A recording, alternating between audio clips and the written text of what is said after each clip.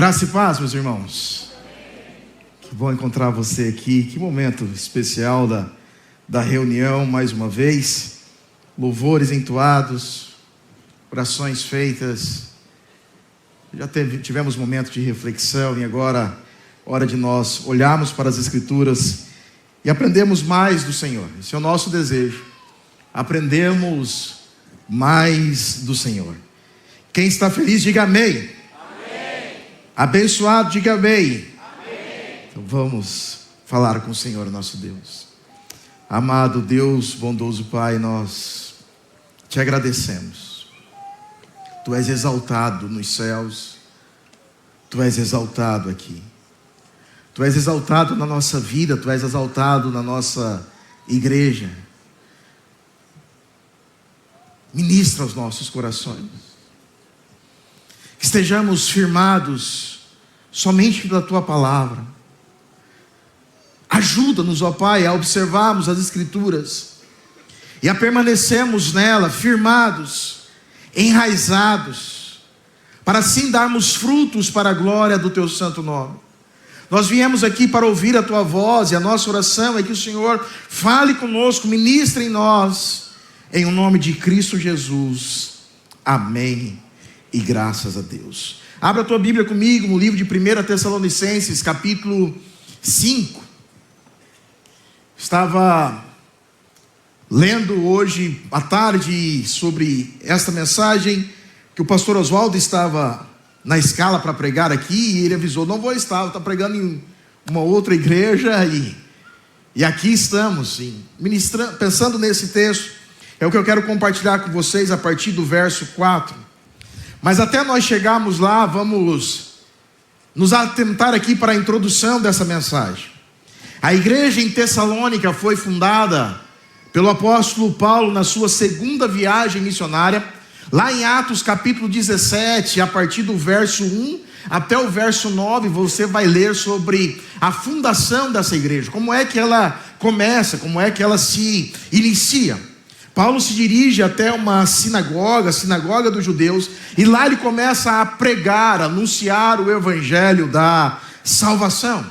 Ele está acompanhado de Silvano, ou também conhecido como Silas, um companheiro dele lá da prisão, onde vai haver um terremoto. E Paulo está anunciando as mensagens do reino a esta igreja.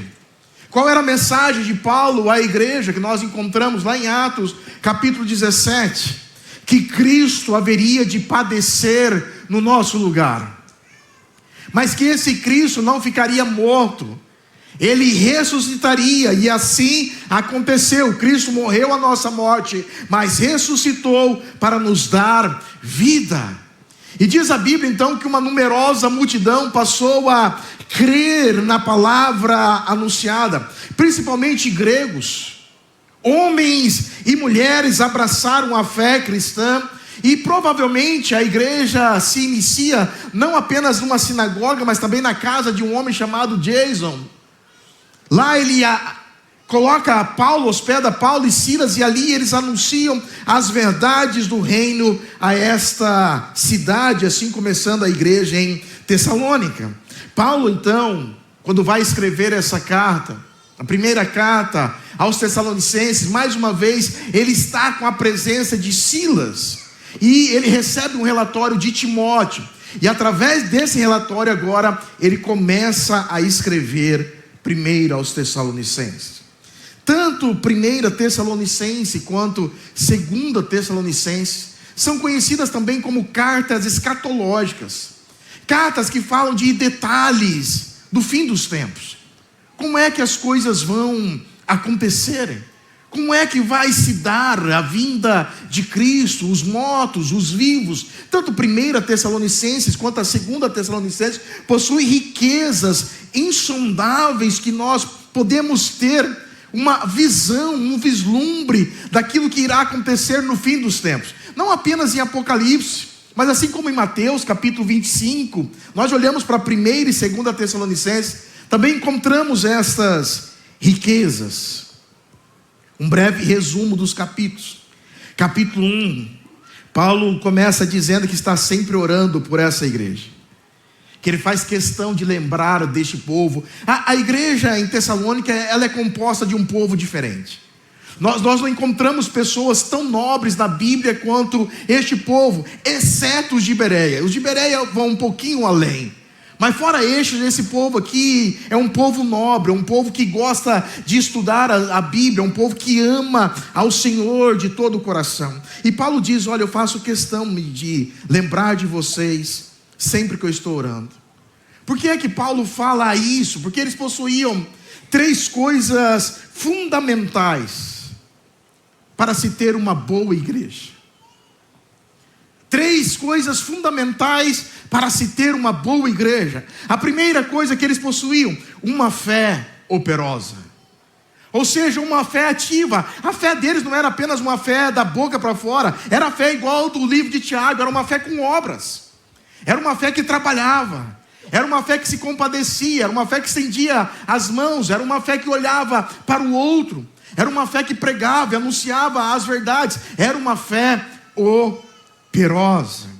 O que mais que eles possuíam? Um amor abnegado, um amor voluntário, um amor altruísta ao extremo. Pessoas que amavam a Cristo e amavam as pessoas. Não apenas amavam a Cristo e falavam que amavam as pessoas. Através da fé, do trabalho, eles mostravam que amavam uns aos outros. O que mais que eles possuíam? Uma esperança inabalável. Paulo então entrega este tripé da igreja. Olha, eu sempre faço questão de lembrar de vocês, por causa da fé de vocês, por causa do amor de vocês e por causa da esperança que vocês possuem. A fé é operosa, o amor é voluntário e a esperança é inabalável. Ao ponto de Paulo dizer assim: vocês são eleitos de Deus. Eu reconheço a eleição de vocês, ou seja, vocês foram salvos de verdade. Vocês foram escolhidos pelo Senhor para viver essa nova vida agora, neste tempo presente. O Evangelho chegou até vocês. E Paulo diz, o nosso Evangelho não chegou apenas em palavras, mas o nosso Evangelho também chegou em poder do Espírito Santo. E através da pregação da palavra e do poder do Espírito Santo, temos uma igreja que vale a pena nós olharmos com muito cuidado. Quem eles são? O jeito que eles viviam, de que maneira eles abraçaram essa fé. No capítulo 1, verso 6, Paulo diz que eles são imitadores tanto de Paulo quanto do Senhor. Sabe qual era o desejo de Paulo para a igreja de Corinto? Sejam meus imitadores. Por favor, olhem para mim. Sejam meus imitadores como eu sou de Cristo. Aqui para a igreja de Tessalônica, Paulo fala assim: vocês são meus imitadores. Paulo não faz um pedido, já traz um elogio. Vocês são meus imitadores, como também do Senhor. E o verso 6 para o verso 7 diz que eles receberam o Evangelho através de muita tribulação. Eles não receberam o Evangelho de qualquer forma. Eles receberam o Evangelho já sendo perseguidos desde o primeiro dia que eles se encontraram com Cristo. E agora, essa igreja, por causa da tribulação, abraçando a fé, e essa fé é operosa, esse amor é voluntário, a esperança é inabalável. Paulo diz: vocês se tornaram um exemplo para toda a Macedônia. Vocês se tornaram uma igreja exemplo para toda a Caia, ou seja, para as províncias romanas que estão ao redor de vocês. Provavelmente Tessalônica era a capital da Macedônia nessa época. A fé, o amor e a esperança desse povo, eles eram tão visíveis em obras que Paulo disse não haver necessidade de acrescentar mais nada. A fé de vocês, o amor de vocês, a esperança de vocês, que são algo que nós sentimos, temos, é algo interno, mas se expressa de forma tão intensa externamente que nós não temos o porquê de acrescentarmos mais alguma coisa. Paulo neste capítulo faz vários elogios à igreja. No capítulo 2, Paulo dá um testemunho do que ele fez e o que Deus aprovou ele a fazer quando esteve com os Tessalonicenses. Capítulo 2, verso 2, se você está com a Bíblia aberta, você pode ir acompanhando comigo. E a Bíblia diz assim: apesar de maltratado e ultrajado em Filipe, ele teve ousadia e confiança para anunciar o Evangelho, mesmo diante de muitas e intensas lutas. As lutas não pararam o apóstolo Paulo. As dificuldades não pararam o apóstolo Paulo. E apesar de todo o sofrimento, o desejo de Paulo era que este povo pudesse viver de modo digno do Senhor. O desejo de Paulo é essa igreja, que eles pudessem obedecer o chamado, e o chamado é para um reino de glória, e não apenas nesse tempo presente, aqui é apenas um ensaio. O nosso reino eterno está nos aguardando. Me aguarda. Você está esperando esse reino eterno? Você está aguardando este reino eterno? E Paulo está dizendo: Deus nos chamou para esse eterno reino cheio de glória. No capítulo 3, Paulo entrega então um relato do porquê enviou Timóteo até eles. Porque Paulo envia Timóteo para animá-los, para ver como é que eles estão, como é que está a fé deles, como é que eles estão vivendo, como é que eles estão andando. Paulo envia Timóteo para confirmar e exortar esse povo mediante a fé, para que ninguém viesse a esmorecer diante das tribulações. Ou seja, nós abraçamos o evangelho com tribulação, e agora nós estamos vivendo o evangelho com tribulação. E o medo de Paulo é: não desanimem, hein? Não parem, não baixem a guarda, porque vocês foram designados para isto. Olha o que diz o capítulo 3, verso 3. Olha o que Paulo está dizendo a essa igreja: a fim de que ninguém se inquiete com essas tribulações. Eu não quero que vocês esmoreçam, eu não quero que vocês desanimem. Eu sei que quando vocês abraçaram a fé, já houve provações, e eu não quero que vocês se inquietem com essas tribulações, porque vós mesmos sabeis que estamos predestinados, nós fomos designados para o sofrimento.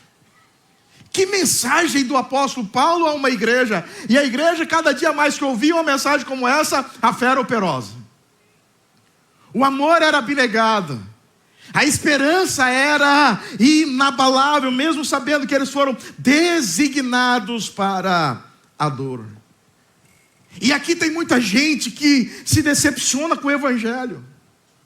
Tem muita gente que pensa que abraçar o evangelho de Cristo não pode trazer dor, sofrimento, provações, tribulações.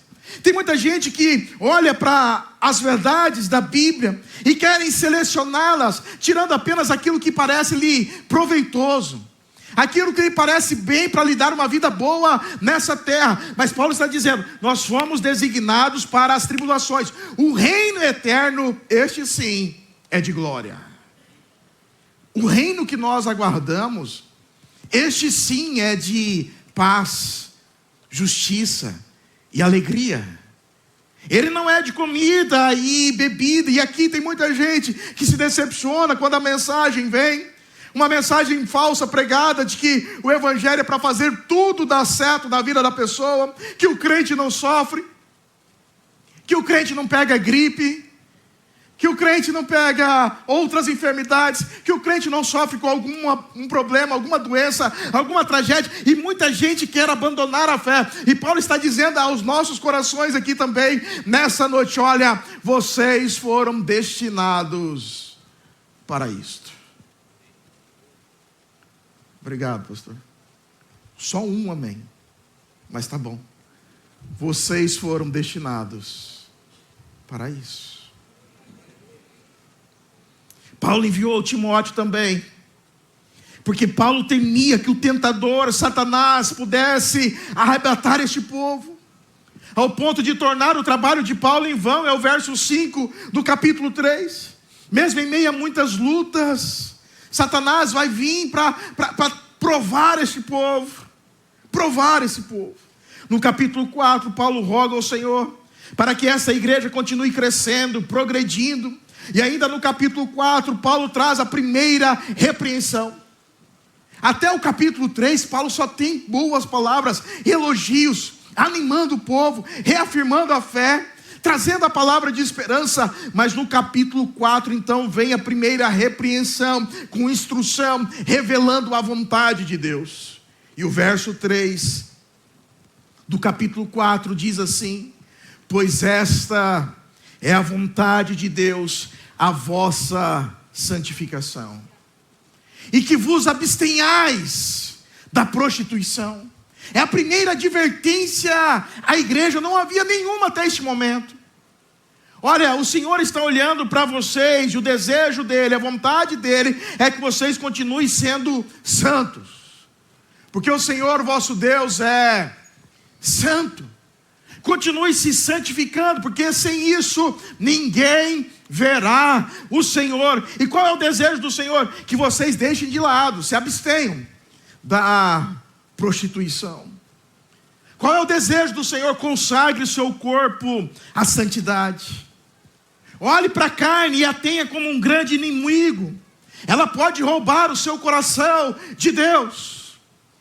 Ela pode te afastar do Senhor. Crentes de verdade, cuidado. Paulo está dizendo: olha, a fé de vocês é maravilhosa, o amor de vocês é inexplicável, a esperança então, essa esperança firme e inabalável, nós não temos o que acrescentar. Mas tem uma coisa: não tem homem nem mulher fortes demais para a carne. Não tem. Pode ser o melhor crente, não tem ninguém forte demais para a carne. Fuja dela.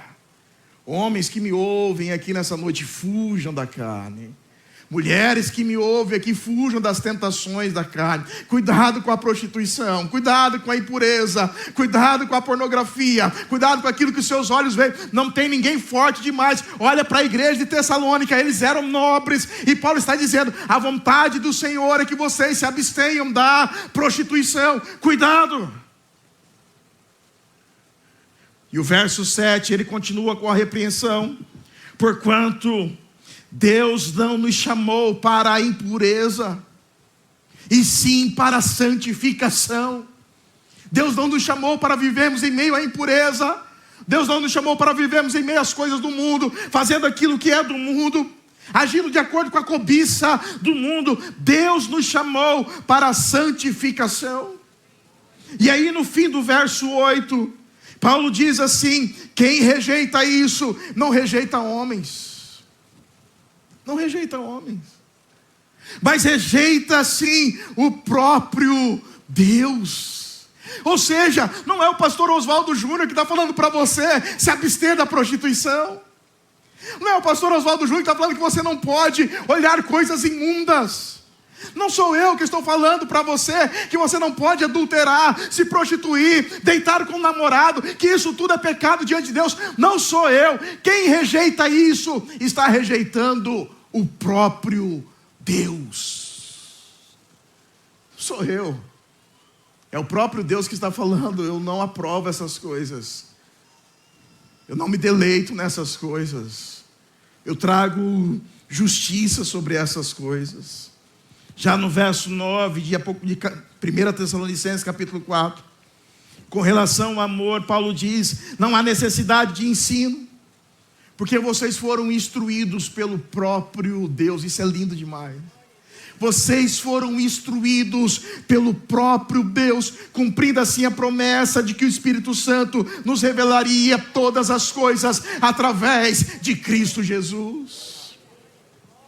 O Espírito Santo se faz presente, e Ele continua nos ensinando através da sua palavra como é que nós devemos amar mais este Cristo, como é que nós devemos servir mais este Cristo. Ainda no capítulo 4, vamos perceber que no final do capítulo 4 há uma preocupação. E a preocupação é se Jesus voltar, porque este povo já aguardava a vinda de Cristo. E agora a grande preocupação é: se Jesus voltar, aqueles que morreram ou estão morrendo vão perder essa vinda. E como é que eles vão ficar? Se eles não estiverem vivos quando o Senhor Jesus retornar, qual é o estado deles? E eles começaram a se perturbar por causa daqueles que estavam morrendo. Eles aguardavam ansiosamente pela vinda do rei, e pensavam que aqueles que dormiam, morriam no Senhor, iriam perder esse momento glorioso. A preocupação era válida, a preocupação estava entristecendo a igreja, impedindo eles de continuar no bom desenvolvimento. Cada um que morria, cada um que ficava doente, eles ficavam preocupados: e agora? Jesus vai voltar e eles vão perder de contemplar esse momento glorioso.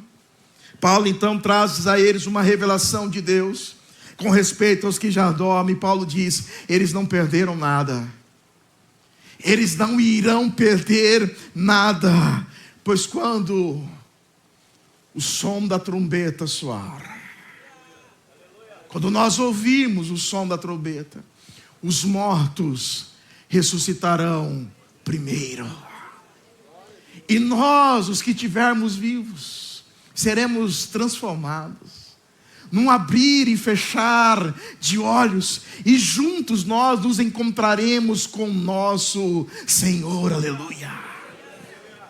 Não importa se morreu ontem, hoje ou há 1000, 2000 anos atrás. Quando o som da trombeta soar, até os mortos irão ouvir e eles vão ressuscitar para a glória de Deus.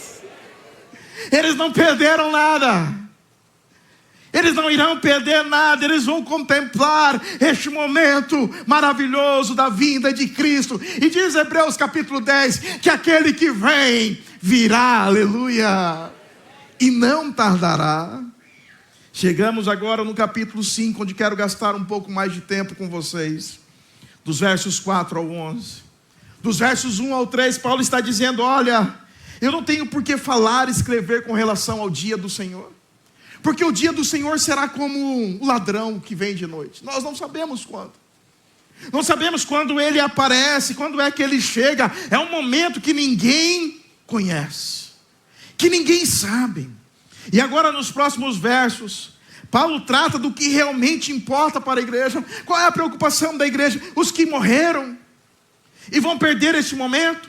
Qual é a preocupação da igreja? O dia do Senhor. Quando é que vai ser esse dia do Senhor? Que dia que ele vai voltar? Quando é que ele vai vir buscar a sua igreja? Paulo está dizendo, não é essa a discussão que nós precisamos. Não é aí que nós colocamos e alicerçamos a nossa fé. Nós precisamos aprender a viver enquanto estamos vivos. É isso que Paulo traz. A sua preocupação não tem que ser se o dia do Senhor vai ser hoje, daqui a pouco, amanhã ou daqui a uns anos. A sua preocupação não tem que ser dos mortos, se eles morreram e vão ficar sem contemplar esse dia. A sua preocupação precisa ser como é que você está vivendo hoje. Hoje. Se Jesus Cristo voltar, como é que você está hoje? Essa é a grande preocupação. E aí o verso 4 vem de 1 Tessalonicenses capítulo 5. E já vem com esse texto maravilhoso. Olha, vocês não precisam se preocupar com o dia do Senhor que virá como ladrão, que ninguém sabe. Mas vós, irmãos, não estáis em trevas, para que esse dia, como ladrão, vos apanhe de surpresa. Meu irmão, você é da luz. Você serve o Cristo da luz. Esse dia não vai te pegar de surpresa. Por quê, pastor? Porque nós já estamos aguardando hoje. Nós já estamos esperando para o amanhã. A cada dia que nós amanhecemos, nós gritamos, pode ser hoje, aleluia. O Senhor pode vir hoje, esse dia não vai nos pegar de surpresa. Não é porque nós sabemos o dia, nós sabemos o horário. Não, nós não sabemos, não conhecemos, nem os anjos sabem. Mas o dia virá. E quando ele vier, estaremos preparados, aguardando o nosso noivo, aleluia. O dia do Senhor será uma surpresa para aqueles que ficarem, para os que vivem em meio às trevas. Os que estão em trevas são aqueles que rejeitaram a luz. Os que estão em trevas são aqueles que vivem em meio às coisas e condições do mundo. Os que estão em trevas é aqueles que não receberam a mensagem da salvação. João capítulo 3, verso 19 diz assim: o julgamento é este, que a luz, que é Cristo, veio ao mundo e os homens amaram mais as trevas do que a luz. Os homens abraçaram mais as trevas do que a luz, porque as suas obras eram más. Para estes que rejeitaram a luz e abraçaram as trevas, o dia do Senhor vai vir como uma surpresa. Mas para nós que somos da luz, jamais. Eu estou aguardando o meu Senhor. Eu o aguardo. Ele é o tesouro da minha vida, o amado da minha alma. Faz bem dormir com a minha esposa. É legal ver os meus filhos, mas eu almejo ver o meu Senhor. Eu almejo me encontrar com o meu Senhor, aleluia. João capítulo 8, verso 12. Olha o que diz as Escrituras.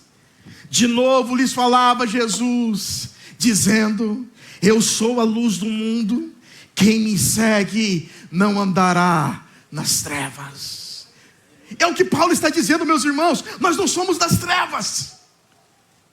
para que esse dia nos apanhe de surpresa. Não, nós somos da luz, e Jesus está dizendo: eu sou a luz do mundo, quem me segue não andará nas trevas, pelo contrário, terá a luz da vida. Se você é da luz, quando a trombeta soar, você irá ouvir. Não importa onde você vai estar, você irá ouvir. Esse dia não nos apanhará de qualquer jeito. Não temos o que temer, pois a escuridão e as trevas agora fazem parte do nosso passado, não do nosso presente. Nós somos nova criatura. Quem está em Cristo, nova criatura é. As coisas velhas passaram, eis que tudo se fez novo. Quem nós somos? Verso 5 de 1 Tessalonicenses 5: porquanto vós todos sois filhos da luz. Nós não somos das trevas, nós somos filhos da luz, nós somos filhos do dia, nós não somos da noite, nós não somos das trevas. O que Paulo está dizendo: vocês não são dos perdidos, dos rejeitados, dos que negaram a fé, dos que rejeitaram a Cristo. Vocês são daqueles que o Senhor escolheu para a salvação. Nós somos filhos de Cristo, filhos da luz, nós somos filhos do dia. Hoje eu venho aqui reafirmar as palavras do apóstolo Paulo e trazer a nossa memória, ao nosso coração, mais uma vez: Igreja Batista Nacional Cristo Rei, nós não somos das trevas, nós somos da luz, nós somos filhos do dia, nós somos filhos da luz. João capítulo 12, versos 35 e 36, olha o que Jesus diz. Respondeu-lhe Jesus: ainda por um pouco a luz está convosco, andai enquanto tendes a luz, para que as trevas não vos apanhem, e quem anda nas trevas não sabe para onde vai. Enquanto tendes a luz, crede na luz, para que vos torneis filhos da luz. Jesus disse estas coisas, e retirando-se, ocultou-se deles. Se somos filhos da luz, não somos da noite. Se somos do dia, não somos das trevas. Então, meu irmão, nós não vivemos de forma desesperada. Você não vive de forma desesperada. Você é da luz. Meu Deus, e agora? Não é possível que tem crente que tem medo de Jesus voltar. Meu Deus, se ele voltar, olha. Não, Jesus não pode voltar agora não. Ainda não arrumei minha vida, não arrumei minha casa, ainda não arrumei meu coração. Não, Jesus não pode voltar agora, porque eu preciso fazer isso, e o ano ainda não acabou. Não, Jesus não pode voltar. Tem gente que tem medo de fazer: Jesus está voltando. Ah, ele quase benze o corpo. Misericórdia. Porque está andando em meio às trevas, porque está dando as mãos para as trevas, é porque está querendo abraçar as trevas. E Jesus está dizendo: olha, nós não somos mais das trevas, nós somos filhos da luz. Nós não vivemos de uma forma preocupada, desesperada. Nós não vivemos como se a nossa jornada fosse terminar aqui. Nós não vivemos em meio aos pecados e sem arrependimentos. Nós não vivemos em meio à impureza. O mundo não tem nada para nos satisfazer. Nós somos da luz, aleluia. Paulo nos ensina aqui que devemos viver de acordo com a nossa natureza revelada nas Escrituras. Quem é filho de algo precisa revelar a essência do Pai. Se você é da luz, você reflete quem é seu Pai. Se você é das trevas também, você reflete quem é seu Pai. E a Bíblia diz que Satanás é o príncipe das trevas. Você revela quem é seu Pai. Mas Paulo traz uma afirmação: nós não somos da noite. Nossas obras, meus irmãos, elas não são obscuras. Nossas obras, elas não são desonestas. Nós não somos da noite. Nós não parecemos com os filhos da noite. Nosso proceder não precisa ser escondido. Quer ver um crente que anda em meio à luz? A esposa dele tem a senha do celular. Sua esposa tem a senha do seu celular, meu irmão? Seu marido tem a senha do seu celular, esposa? Se você é da luz, você não tem medo dessas coisas. Você deixa o celular em qualquer lugar, você fala para o filho pegar. Ele pode ver, acompanhar, olhar o que você vê, enxergar o que você enxerga. Ele pode entrar nos seus grupos de amigos do WhatsApp. Você é filho da luz. Mas nós vamos deixando algumas coisas assim para trás, e nós vamos parecendo mais como... Olha, não pega esse negócio. Olha, se um dia eu tiver assim, eu for pegar o celular da Rafaela, ela fizer assim, eu já entrego a aliança. Nós somos da luz. Nós somos da luz. Pastor, do banco também tem que entregar, isso é uma outra conversa. Nós somos da luz. Você é da luz. Nossos celulares, computadores não precisam de senhas que o cônjuge ou um filho não possa saber. Mesmo pecadores, nós não vivemos de modo desordenado. Nós não temos prazer nas coisas do mundo, do pecado, das trevas. Nós somos livres em Deus, e essa liberdade nos levou agora a uma escravidão gentil e amorosa pelo nosso Deus. Aleluia. A liberdade que Cristo nos deu nos levou a uma escravidão agora da luz. Nós somos da luz, meus irmãos. Você é da luz. Agora veja o verso 6. Se você é da luz, assim pois, não durmamos. 1 Tessalonicenses 5:6. Assim pois, não durmamos como os demais. Pelo contrário, vigiemos e sejamos sóbrios. Essa é a teologia de Paulo. É sempre nos alertando contra o perigo do pecado e da capacidade que o pecado tem de nos afastar de Deus. Vocês que já foram salvos, fazei pois morrer a vossa natureza terrena. Já foi salvo, mas tem que fazer morrer. Vocês que já são do dia, não durma como os demais. Porque os que dormem, eles dormem de noite. Vigiem. Vigiem, sejam sóbrios. Essa é a mensagem, a teologia do apóstolo Paulo, revelando que nós andamos neste mundo e ainda andamos nessa natureza pecaminosa que é essa carne, este corpo que sempre se inclina para o mal. O bem que você tem que fazer, que eu tenho que fazer, nós não fazemos, mas o mal que nós não deveríamos fazer, nós temos prazer. E Paulo está dizendo: olha, não durma. Pelo contrário, vigie. Não, eu já sou do dia. Continue vigiando. Eu sou filho da luz. Continue vigiando. É bem provável que Paulo aqui está se dirigindo à igreja num todo. Mas ao mesmo tempo ele está dando recados para todos os demais cristãos da redondeza. Porque ele diz como os demais. Crentes sonolentos. Crentes preguiçosos, crentes que flertam muito com o pecado, crentes que até vêm na igreja domingo, mas a partir de segunda ele é terrível, crente que até levanta as mãos aqui na igreja, crente que até canta, para nós ele é, da vida o melhor, mas quando sai por aqueles portões, misericórdia, as palavras são terríveis, não honra o marido, não ama a esposa, não cuida da casa, não tem zelo com a vida, não durma como os demais, aqueles que flertam com o pecado, aqueles que são relaxados com as coisas de Deus, aqueles que são displicentes, aqueles que não se vestem da armadura de santidade.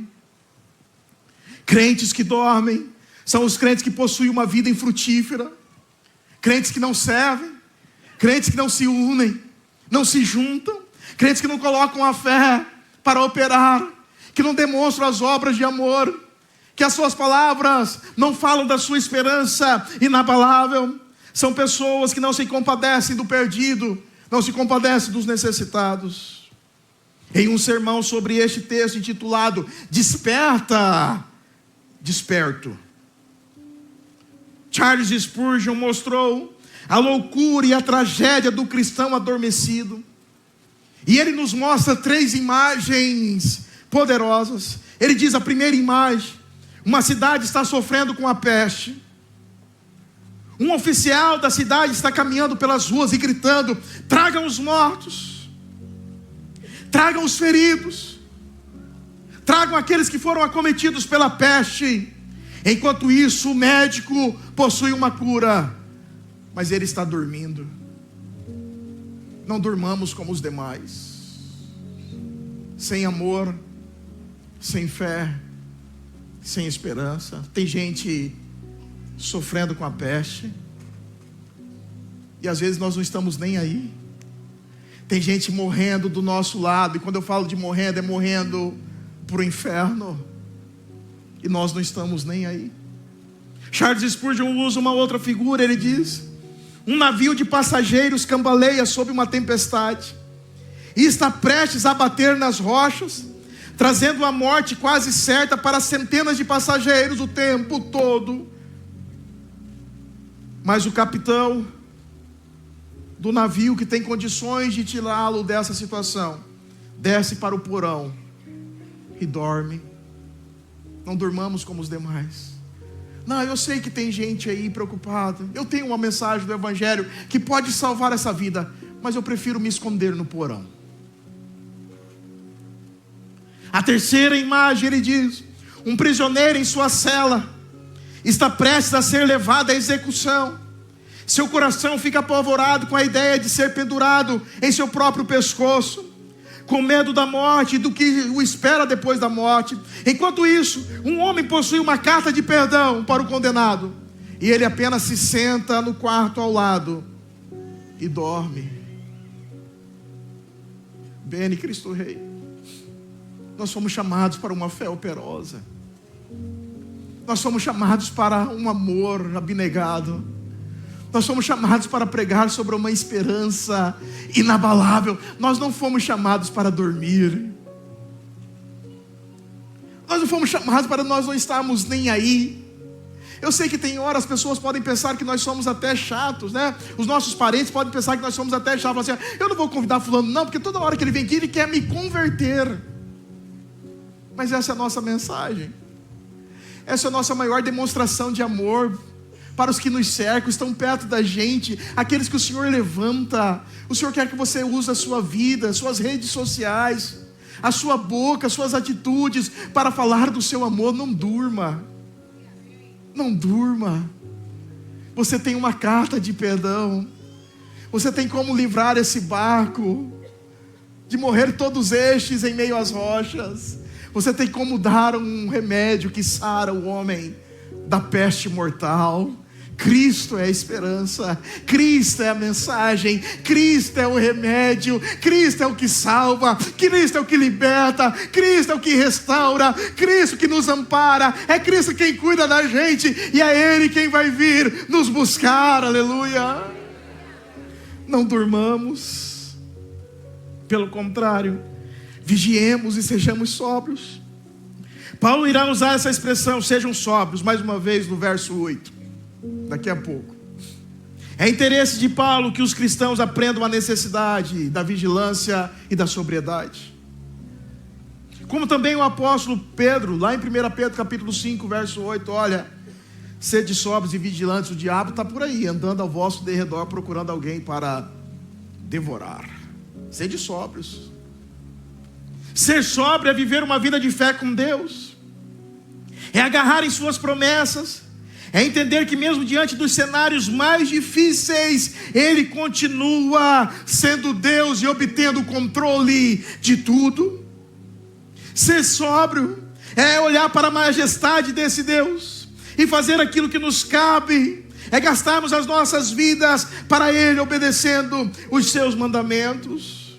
Verso 7, ora, os que dormem de noite, e os que se embriagam, é de noite que se embriagam. Porque Paulo diz que nós não devemos dormir, porque os que dormem de noite. Ou seja, se você vive uma vida cristã sonolenta, você se parece com os das trevas, não com aqueles que são do dia. Os que dormem de noite, os que se embriagam, é de noite que se embriagam. O apóstolo pede para nós sermos sóbrios, porque sobriedade é o oposto de embriaguez. Quem vive embriagado não pode ser sóbrio. Quem vive em meio às trevas, bêbado com as coisas do mundo, não pode resistir ao mal. Quem se embriaga com o pecado e com o mundo se afasta de Deus ou nunca o conheceu. É a advertência de Paulo em Efésios 5,18: não vos embriagueis com vinho, mas enchei-vos do Espírito Santo. Aleluia. Quem vive se embriagando com as coisas carnais, automaticamente se afastará das espirituais. Um bêbado, ele não sabe o que faz. Um bêbado não sabe o que diz. Um bêbado não vigia. Um bêbado não entende os perigos. Um bêbado não sabe que rua está, que caminho está trilhando. Um bêbado é levado de acordo com o vento. Ele não é sóbrio, ele não é inteligente. Nós não somos assim. Nós sabemos quem nós somos, o que nós estamos fazendo e para onde nós estamos indo. Nós somos do dia. Nós não somos daqueles que dormimos em meio à ignorância, sono da insensibilidade, sono da inatividade. Não. Verso 8: nós, porém, que somos do dia, sejamos sóbrios, revestindo-nos da couraça da fé e do amor, e tomando como capacete a esperança da salvação. Ao me deparar com o verso 8, eu tenho a ideia de que Paulo, com muito entusiasmo, está colocando uma tonalidade maior em sua voz, mesmo que numa caneta. Uma convicção inalterável: olha, não durmamos, não se embriaguem, não sejam da noite, nós somos do dia. E ele grita, ele fala assim: ó, nós, porém, que somos do dia. É uma afirmação, nós somos do dia, aleluia. Revistamos da couraça da fé, do amor, vamos colocar o capacete da salvação, da esperança, e vamos viver para o Senhor. Como podemos ser sóbrios? Paulo vai usar um pouco da armadura de Efésios 6. Coloque o capacete da esperança, se revista da couraça da fé e do amor.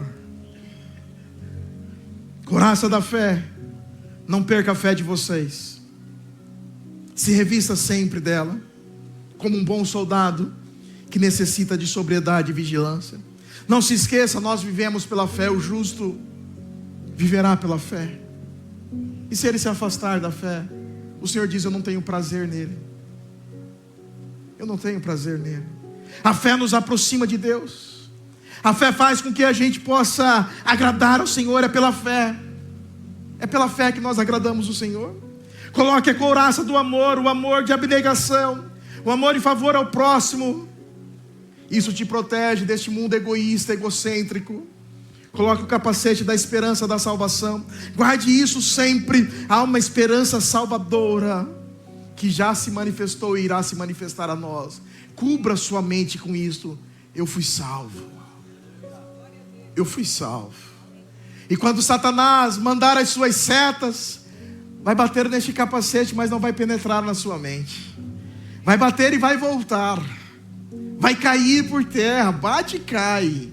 Você colocou na sua mente, no seu coração: eu fui salvo em Cristo Jesus. A fé te protege.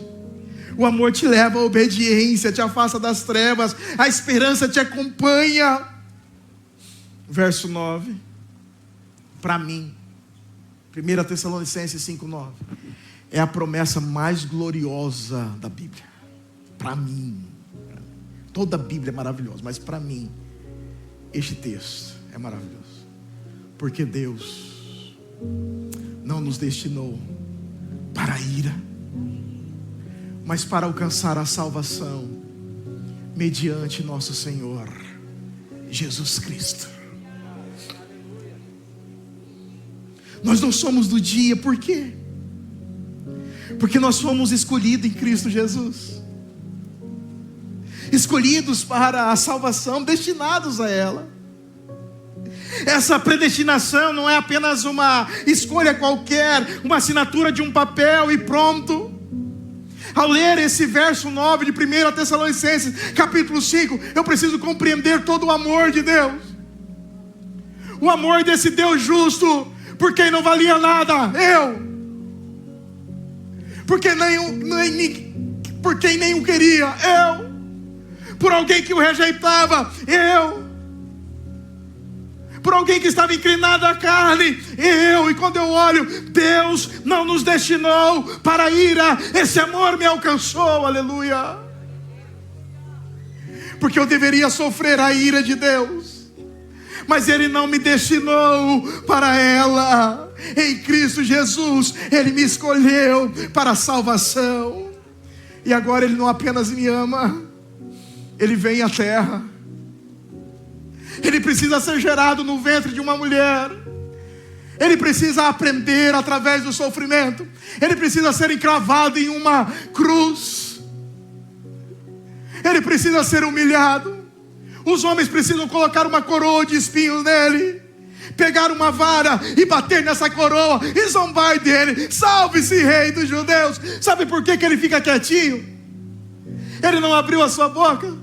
Sabe por que ele não deu um sopro e aqueles soldados desfaleciam ali naquela hora? Porque Ele não me destinou para a ira, mas para alcançar a salvação em Cristo Jesus.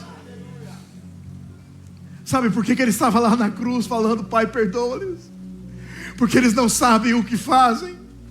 Sabe por que ele estava ali com a vergonha exposta? Sabe por que os homens zombavam dele? Tiraram sorte das suas roupas. Quando ele teve sede, lhe deram vinagre. Sabe por que ele disse: por que, Senhor meu Deus?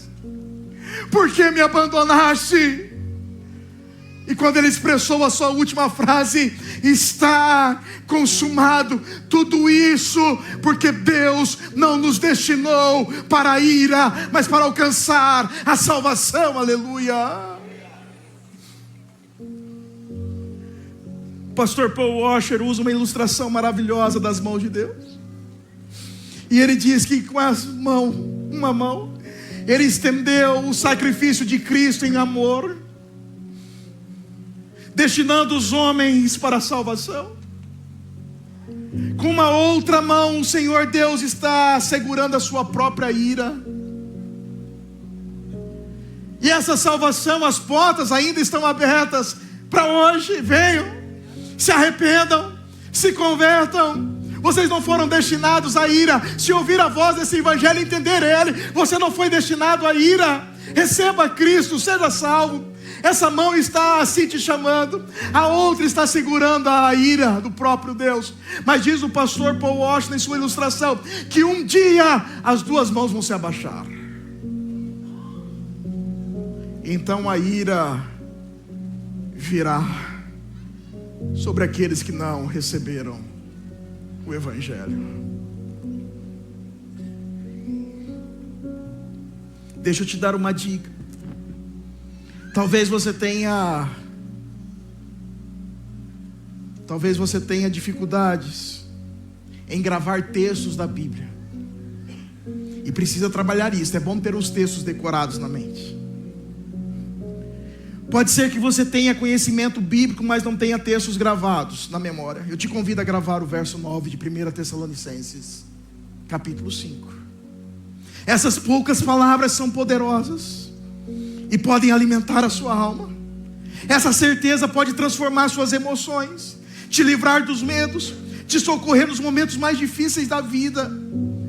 Quando você estiver em meio a uma necessidade muito grande, lembre: Deus não me destinou para a ira. Se você estiver lá na UTI e o laudo médico é terrível, o fim se aproxima, tenha isso gravado na sua mente: Deus não me destinou para a ira, mas para alcançar a salvação em Cristo Jesus. Se chegar o tempo da velhice, Está cansado de dias, é o tempo de despedir dos seus. Essa vai ser a sua mensagem: Deus não me destinou para a ira. Quando a tribulação vier, a perseguição chegar, a enfermidade bater, Deus não me destinou para a ira, aleluia, mas para alcançar a salvação em Cristo Jesus, aleluia. Nós não fomos destinados à ira. Verso 10. Jesus que morreu por nós, para que quer vigiemos, quer durmamos, vivamos em união com Ele. Jesus morreu por nós, não apenas nos fazendo um favor, mas sendo nosso substituto. Você estava destinado à ira. E diz Romanos capítulo 5 que Ele morreu para apaziguar a ira de Deus que estava sobre nós. E agora o que é que Ele quer? Que a gente viva para Ele. Quer vigiemos, estejamos vivos, quer durmamos, mesmo que você morra. Esse dormir aqui é o dormir diferente daqueles que estavam dormindo e achando que ia perder o Senhor. Esse dormir é diferente do dormir espiritual, desculpa. Este dormir aqui do verso 10 é o mesmo dormir do capítulo 4. Mesmo que você venha dormir aqui nessa terra, não espiritualmente, fisicamente mesmo, morrer, ser enterrado na gaveta ou a 7 palmos,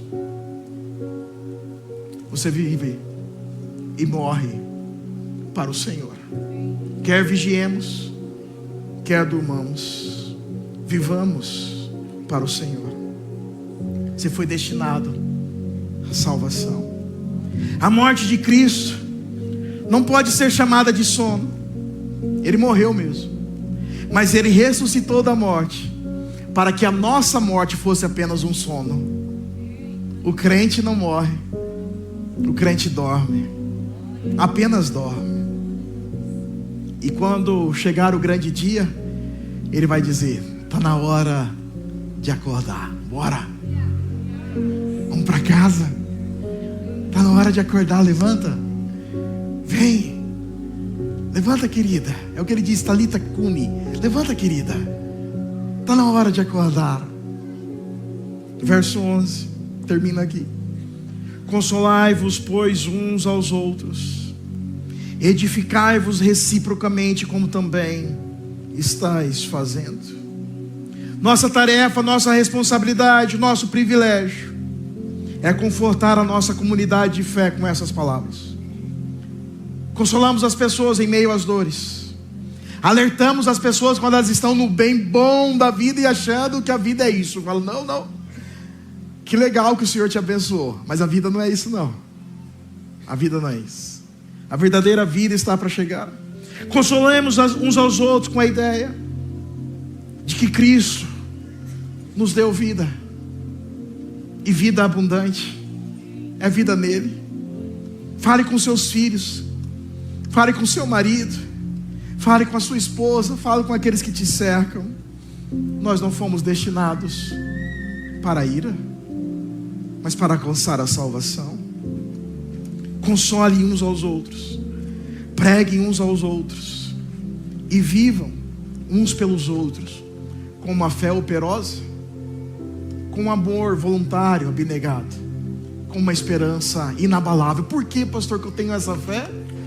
Por que é que eu tenho este amor? Por que é que eu tenho essa esperança?